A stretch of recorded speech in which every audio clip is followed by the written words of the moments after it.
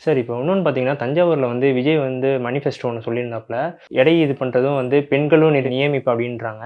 இத வந்து ட்ரோலா மாத்திக்கிட்டு இருக்காங்களே சார். அதாங்க அவரு என்ன சொன்னாலும் அத ட்ரோலா மாத்திட்டு இருக்காங்க.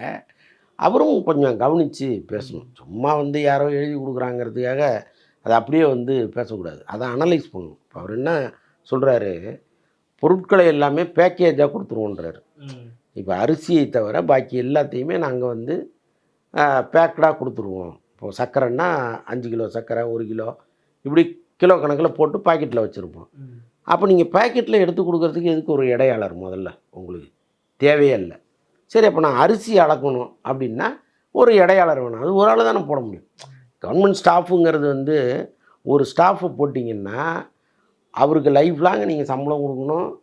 அரசு சலுகைகள் எல்லாத்தையுமே குடுக்கணும். கடைசியா பென்ஷன் வரைக்கும் நீங்க தர வேண்டியது இருக்கு. அப்ப அரசு ஊழியர்களை குறைப்பதா, கூட்டுவதா அரசின் வேலை. அப்போ ஒரு ரேஷன் கடைக்கு ஒருத்தர் தான் போட முடியும். அதுவும் சொல்றாரு 500 குடும்பங்களுக்கு ஒரு கடைங்கிறாரு.